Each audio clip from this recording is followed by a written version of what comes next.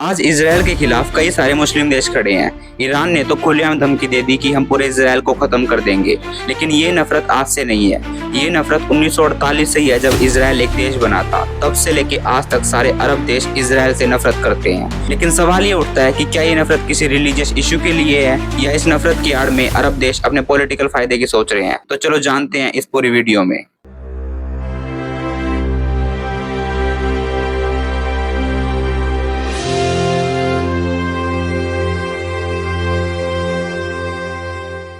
जब 1948 में इसराइल एक देश बना तो दुनिया के लिए ये एक नया देश था, लेकिन ज्यूश लोगों के लिए उनकी पुरानी धरती मिलने के बराबर था। अगर हमको इसराइल का पूरा इतिहास जानना है तो हमें 2000 साल पीछे जाना पड़ेगा। लगभग 2000 साल पहले मिडल ईस्ट के दो रीजन, जिसे आज हम इसराइल और पैलेस्टीन के नाम से जानते हैं, वहाँ किंग डेविड और उनके बेटे सोलोमन का राज हुआ करता था।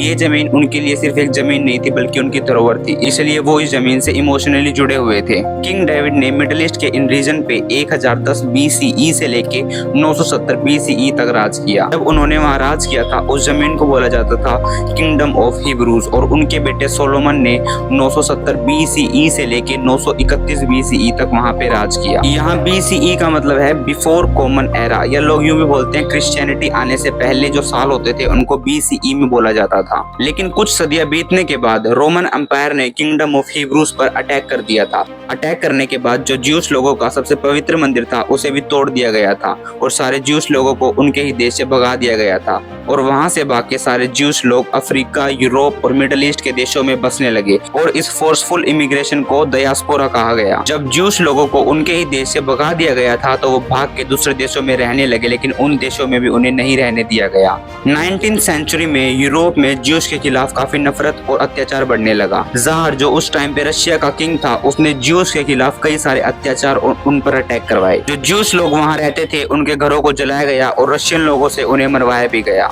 रशिया में ज्यूस लोगों को एक छोटी सी बाउंड्री के अंदर रहने के लिए मजबूर किया गया, जिसे पेल ऑफ सेटलमेंट कहा गया। रशिया के अलावा फ्रांस और जर्मनी में भी सेम उनके साथ यही हुआ था। ज्यूस लोग ऐसे ही हजारों सालों तक एक देश से दूसरे देश भटकने लगे, सिर्फ एक रहने के ठिकाने के लिए, लेकिन उन्हें कहीं भी रहने नहीं दिया जाता था। पता नहीं लोगों को उनके खिलाफ ऐसी क्या नफरत थी। वो एक रहने के ठिकाने की तलाश में कभी यूरोप, कभी जर्मनी, कभी फ्रांस, कभी रशिया, ऐसे कभी एशिया, ऐसे देशों में घूमते थे सिर्फ एक रहने के ठिकाने के लिए, लेकिन उन्हें हजारों सालों तक एक भी ऐसा ठिकाना नहीं मिला जहां वो आराम से रह सकें। तब एक इंसान उठा ज्यूस लोगों की आवाज बनके, जो कि ज्यूस लोगों की हिस्ट्री का एक टर्निंग पॉइंट बना, जिसका नाम था थियोडर हर्जलर्स। थियोडर एक हाईली मॉडर्न सोच वाला ऑस्ट्रियन जू था।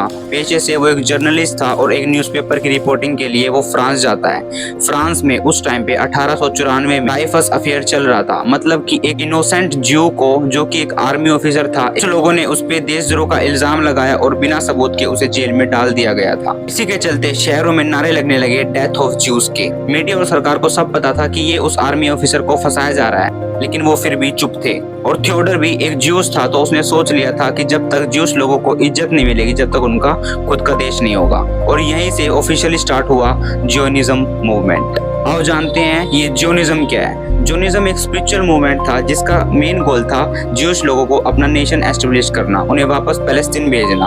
और इसका नाम जियोनिज्म जेरूशलेम की एक पुरानी पहाड़ी जियोन के नाम पे पड़ा। दुनिया भर में जितने भी ज्यूस लोग थे उन्होंने थियोडर का पूरा सपोर्ट किया, और लोग अमेरिका से, रशिया से, यूरोप से पैलेस्टीन आने लगे। उस टाइम पैलेस्टीन पे ब्रिटिश एम्पायर का राज था, और उस टाइम उन्होंने कुछ इमिग्रेशन को अलाउ किया। धीरे धीरे करके जियोनिस्ट मूवमेंट एक पॉलिटिकल प्रेशर ग्रुप बन गया। ज्यूस लोगों ने पैलेस्टीन में आके जमीनें खरीदनी स्टार्ट की, वहाँ स्कूल बनाए, हॉस्पिटल्स बनाए, और पूरी एक ऑर्गेनाइज सेटलमेंट तैयार करने लगे। ये चीज देख के पैलेस्टीन में रह रहे पहले से अरब लोग काफी गुस्सा थे, क्योंकि पैलेस्टीन एक खाली जमीन नहीं थी, वहाँ क्रिश्चियनिटी के टाइम से अरब लोग रह रहे थे। जब ज्यूस लोगों ने पैलेस्टीन में जमीनें खरीदनी स्टार्ट की तो अरब लोग काफी गुस्सा थे, क्योंकि उन्हें लग रहा था यहाँ पे कुछ समय बाद ये सारी जमीनें खरीद के हमें यहाँ से भगा देंगे। ये इनसिक्योरिटी धीरे धीरे वॉयलेंट टेंशन के रूप में बदलने लगी। यानी 1920 में, 1921 में, 1936 में और 1939 में अरब लोगों ने पैलेस्टीन से ज्यूस लोगों को भगाने के लिए काफी अटैक करवाए। लेकिन इसी के बीच जर्मनी में हुआ एक ऐसी चीज जिसने पूरी दुनिया को डरा दिया था, जो की थी वर्ल्ड वॉर 2 के दौरान जर्मनी में एडोल्फ हिटलर ने ज्यूस लोगों के खिलाफ जेनोसाइड लॉन्च किया, जिसे होलोकास्ट भी कहा जाता है, जिसमें हिटलर ने 60 लाख ज्यूस को कैंप्स में भूखा रखकर उनके कैंप में जहरीली गैस छोड़कर मरवा दिया था। उनकी गलती ये थी कि सिर्फ वो ज्यूस थे, और इसी चीज को देखकर दुनिया भर से लोगों ने ज्यूश लोगों के लिए सिंपैथी दिखाई और कहा कि ज्यूश लोगों को अपना देश मिलना चाहिए। और इसी चीज से यूनाइटेड नेशन में 1947 में एक हिस्टोरिकल प्रपोजल पास हुआ जिसका प्लान था United nation partition for Palestine. इसमें पैलेस्टीन को दो हिस्सों में डिवाइड किया गया, जिसमें पहला हिस्सा था ज्यू स्टेट और दूसरा हिस्सा था अरब पैलेस्टीन स्टेट। इसके बाद तेल अवीव में Zionist leader David Ben Gurion ने माइक के सामने खड़े होकर ये स्पीच दी, we hereby proclaim the establishment of Jew state in इटर्स Israel to be known as the state of Israel. ये चीज सुन के जितने भी ज्यूश लोग थे वे सारे रोने लगे थे, क्योंकि लगभग 2000 साल बाद उन्हें अपना कोई देश मिला था। कोई ज्यूश जर्मन के कैंप्स में बचा था, कोई रशिया के गेटोस में बचा था, लेकिन इजराइल को बने 24 घंटे नहीं हुए थे, लेकिन तभी 5 अरब देशों ने मिलकर इजराइल पे अटैक कर दिया था। और जिन अरब देशों ने इजराइल के ऊपर अटैक किया था वो 5 अरब देश थे, इजिप्ट, सीरिया, जॉर्डन, लेबनान और इराक। इन 5 देशों ने इजराइल के ऊपर फुल स्केल मिलिट्री लॉन्च किया था। ये दुनिया की पहली अरब इजराइल वॉर थी, जिसे 1948 इजराइल अरब वॉर भी कहा जाता है। ये वॉर सिर्फ बॉर्डर की नहीं थी, ये एक आइडेंटिटी वॉर थी, जिसमें ज्यूश लोग बोल रहे थे ये हमारी जमीन है, सिर्फ हम अपना हक ले रहे हैं, और अरब देश बोल रहे थे तुम बाहर से आए हो और हमारी जमीन पे जबरदस्ती कब्जा कर रहे हो। ये वॉर कई महीनों तक चली थी, लेकिन आखिरी में जीता इजराइल। अब ये भी सोचने की बात है, इजराइल नया नया देश ही बना था और एक वॉर भी जीत गया 5 अरब देशों के खिलाफ, जो कि काफी पावरफुल थे। और उस टाइम इजराइल के ऊपर एम्बार्गो भी लग रहा था, मतलब ना कि वो हथियार दे सकता था, ना ही हथियार ले सकता था, ना ही कोई देश उसे हथियार बेच सकता था। लेकिन फिर भी इजराइल ने अपने हथियारों का कहीं ना कहीं से जुगाड़ किया। उसने चेकोस्लोवाकिया, जो उस टाइम पे यूएसएसआर के अंडर आता था, चेकोस्लोवाकिया उस टाइम पे सिर्फ एक देश था, लेकिन बाद में वो डिवाइड हो चुका था चेक रिपब्लिक और स्लोवाकिया में। चेकोस्लोवाकिया ने उस टाइम पे इजराइल को अपने हथियार बेचे, जिसमें राइफल्स, मशीन गन्स और फाइटर प्लेन्स थे। इजराइल के पास उस टाइम कुछ ज्यूस अंडरग्राउंड ग्रुप थे, जैसे कि हगना और इरगुन। ये पहले से ब्रिटिश मैंडेट से ट्रेनिंग ले चुके थे। और कुछ इजराइल के पास ज्यूस शोल्डर थे, जो कि वर्ल्ड वॉर 2 के दौरान ट्रेनिंग ले रहे थे, और इन्हीं से इजराइल ने ये वॉर जीत ली थी। और यूएन ने उसे जितनी जमीन दी थी उससे भी ज्यादा उसने अरब देशों से लड़ाई करके कब्जा कर लिया था, जैसे कि जॉर्डन का वेस्ट बैंक, इजिप्ट का गाजा स्ट्रिप और जेरूशलेम का आधा हिस्सा तो इजराइल के पास था और आधा हिस्सा जॉर्डन के पास था, जो कि इजराइल ने कब्जे में जीत लिया था। लगभग 7 लाख अरब जो जेरूशलेम के वेस्ट रीजन में रह रहे थे, अब वो वेस्ट रीजन था इजराइल के पास। इजराइल ने उन लोगों को वहां से फोर्सफुली भगा दिया था और वो लोग भाग के लेबनान, इजिप्ट, जॉर्डन जैसे देशों के रिफ्यूजी कैंप में रहने लगे थे। आज भी उन रिफ्यूजी कैंप में उनकी दूसरी से तीसरी जनरेशन रह रही है। ये चीज अरब देशों के लिए किसी बेइज्जती से कम नहीं थी, क्योंकि अरब देश सोच रहे थे कि इस नए देश को हम पूरी तरह खत्म कर देंगे, लेकिन इजराइल ने इनके ही भाई बंधुओं को इनकी जगह से निकाल के अरब देश भेज दिया। और तब से लेके आज तक अरब देशों के दिल में इजराइल के लिए नफरत भरी है। उस टाइम पर इजिप्ट के लीडर जमाल अब्दुल नसर ने अरब नेशनलिज्म का लीडर बनने के लिए अरब कंट्री को इजराइल के कॉमन फ्रंट पे जोड़ने की कोशिश की। इजराइल को पता था उस पे किसी भी टाइम अटैक हो सकता है, क्योंकि उसके चारों तरफ वे कंट्रीज थी जो हमेशा अटैक के मूड में थी। लेकिन इजराइल उस टाइम पे कुछ कम नहीं था, उसने अपने इंटेलिजेंस सिस्टम को हमेशा एक्टिव करके रखा था। उसको पता था किसी भी टाइम हमला हो सकता है। अरब कंट्रीज में लगातार स्लोगन चल रहे थे कि हम इजराइल को पूरी तरह डिस्ट्रॉय कर देंगे। और इसी को देखते इजराइल ने भी एक बात बोली थी कि जिस टाइम तुमने अपनी आर्मी को एक्टिवेट किया, हम उससे पहले तुम्हारी आर्मी को खत्म कर देंगे, मतलब हम पहले हमला करेंगे। और 1967 में इजिप्ट ने अपने सारे टैंक्स को, आर्मी को गोलन हाइट्स पे तैनात कर दिया था। अब इजराइल को साफ साफ पता था कि उस पे अटैक किसी भी टाइम हो सकता है, तो 5 जुलाई 1967 को उसने पहले अटैक किया सीरिया, जॉर्डन और इजिप्ट के एयर बेसिस पर। उसने सुबह सुबह इनके एयर बेस पर बॉम्ब गिरा के उनके सारे एयरक्राफ्ट्स को, उनकी सारी एयर फोर्सेस को खत्म कर दिया था। और ये वार टोटल 6 दिन चली थी और 6 दिन में इजराइल ने ये वॉर जीत ली थी। और इस वॉर को जीतने के साथ साथ गाजा स्ट्रिप, पूरा का पूरा जेरूशलेम और वेस्ट बैंक अपने हिस्से में कर लिया था। अरब देशों को इजराइल ने बुरी तरह हराया। हारने के बाद अरब देशों ने एक डिक्लेरेशन साइन किया जिसके अंदर 3 नोज थे, या इसको 3 नोज भी कहते हैं। No peace with Israel, no negotiation with Israel, no recognition of Israel. और इसी से इजराइल पैलेस्टीन कन्फ्लिक्ट एक टेम्पररी इशू से परमानेंट स्ट्रगल में बदल गया था। 1967 की वॉर से करीब कुछ साल पहले यानी 1964 में पैलेस्टीन ने एक पॉलिटिकल ऑर्गेनाइजेशन बनाई जिसका नाम था PLO, पैलेस्टीन लिबरेशन ऑर्गेनाइजेशन। इसके अंदर जो यूएन ने पैलेस्टीन को डिवाइड करके एक हिस्सा इजराइल को दिया था और दूसरा हिस्सा बना था पैलेस्टीन अरब स्टेट।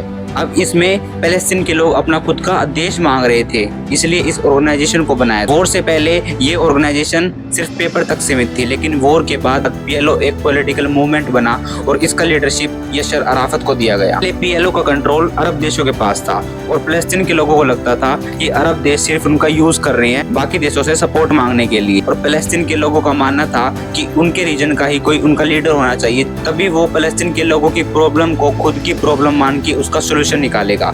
तभी पीएलओ की लीडरशिप यासर अराफत को दी गई। यासर अराफत एक सिविल इंजीनियर था। इसका पर्पस था इजराइल के खिलाफ आर्म रेसिस्टेंस चलाना गुरिल्ला वारफेयर के जरिए। गुरिल्ला वारफेयर मतलब हो गया एक तरह का टेररिज्म।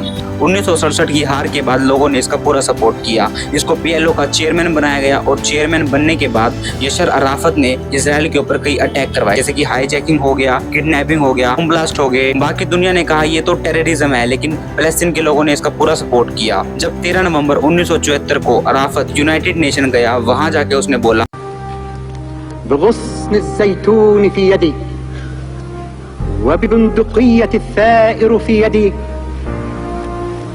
فلا تسقط الغصن الأخضر من يدي। यासर अराफत ने 2 क्लियर मैसेज दिए थे, या तो आप हमें शांति से हमारी आजादी दिलवा दीजिए, वरना हमें अपने हक के लिए बंदूक उठाने भी आती है। अब पैलेस्टीन का मुद्दा यूनाइटेड नेशन तक आ गया था और पैलेस्टीन के लोगों के लिए बहुत बड़ी बात थी, क्योंकि पहली बार कोई ऐसा आदमी था जिसने पैलेस्टीन का मुद्दा यूनाइटेड नेशन के मंच पे उठाया है। यासर अराफत के कारण पीएलओ अब यूएन में शामिल हो चुका था, लेकिन उसके पास वोटिंग करने के राइट्स नहीं थे, लेकिन वो पॉलिटिक्स में शामिल हो चुका था। और यूएन ने भी साफ साफ बोल दिया था अब पैलेस्टीन का मुद्दा पीएलओ के हाथ में होगा, ना कि कोई अरब कंट्री या दूसरी कंट्री इसका कंट्रोल लेगी।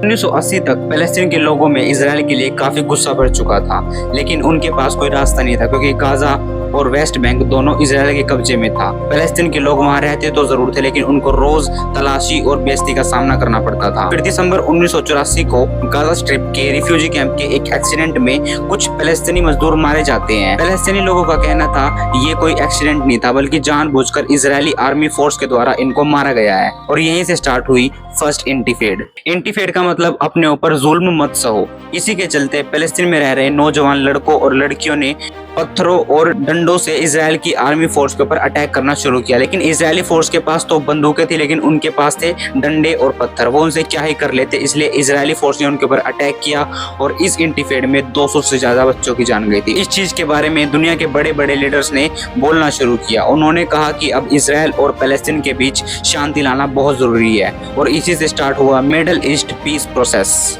और इसी प्रोसेस के चलते इजराइल के प्राइम मिनिस्टर येत्जक रूबिन और पीएलओ के चेयरमैन यासर अराफत मुलाकात करते हैं नॉर्वे के कैपिटल ओस्लो में। ओस्लो में जाके ये एक पीस एग्रीमेंट पर साइन करते हैं, इसे ओस्लो एकॉर्ड्स भी कहा जाता है। इस एग्रीमेंट का मेन गोल यही था कि इजराइल और पैलेस्टीन के बीच शांति बनी रहे और दोनों अलग अलग स्टेट में बढ़ जाएं। पैलेस्टीन में यासर अराफत रूल करे। ये लड़ाई आज से नहीं, बहुत साल पहले से चल रही थी, तो इसका एकदम शांत होना काफी मुश्किल था। और यहीं से उठना स्टार्ट होता है हमास। हमास एक इस्लामिस्ट ग्रुप है जिसका बेस गाजा में है। उनका मानना था कि इजराइल को तो खत्म करना ही होगा, क्योंकि वो एक इलीगल स्टेट है और इजराइल के साथ दोस्ती करना मतलब अपने लोगों से गद्दारी करने जैसा था। और जो पीएलओ के चेयरमैन यासर अराफत ने पीएलओ में पीस एग्रीमेंट साइन किया है, वो एक धोखा है। उनका मानना था कि पैलेस्टीन के लिए जंग करना एक पवित्र जंग है और उस जंग में इबादत है। साल 2000 तक हमास ने इजराइल के ऊपर कई अटैक किए, जैसे कि सुसाइड बॉम्बिंग हो गया। इजराइल ने भी इनका जवाब दिया एयर स्ट्राइक से, फाइटर प्लेन से, ड्रोन अटैक से। साल 2000 तक गाजा स्ट्रिप एक मिनी वॉर जोन बन चुका था। गाजा में उस टाइम ऐसी सिचुएशन हो चुकी थी कि किसी स्कूल पर, किसी ट्रांसपोर्टेशन पर, किसी अस्पताल पर किसी भी टाइम बम गिर सकता है। लोगों ने गाजा को एक ओपन एयर प्रिजन बोलना स्टार्ट कर दिया था, क्योंकि वहाँ 20 लाख से ज्यादा लोग रहते थे। उनका वहाँ से बाहर जाना बिल्कुल बंद था और उनको हर टाइम डर रहता था, क्या पता जिस बिल्डिंग में वो रहते हो उसी के अंदर बम हो। पैलेस्टीन अब फिर से 2 टुकड़ों में बढ़ चुका था। पहला हिस्सा था वेस्ट बैंक में पीएलओ का और दूसरा था गाजा में हमास का। पीएलओ चाहता था कि हम इस चीज का सॉल्यूशन शांति से निकालें, और जो गाजा में हमास था वो चाहता था कि हम अपनी जमीन के लिए आखिरी सांस तक लड़ेंगे। आज 2025 में भी वहाँ के सेम हालात है, कुछ डिफरेंस नहीं है। आज भी हमास इजराइल के ऊपर हमला करता है, इजराइल हमास के ऊपर हमला करता है। गाजा में बच्चों की जिंदगी शुरू होती है सायरन की आवाज से और खत्म होती है रिफ्यूजीज कैंप में। लेकिन इसी के बीच एक ट्विस्ट आया, जहाँ सारे अरब देश बोल रहे थे कि हम इजराइल के साथ ना ही कोई बात करेंगे, ना ही कोई नेगोशिएशन करेंगे, ना ही उसे कभी याद करेंगे। लेकिन अब का सीन कुछ और है।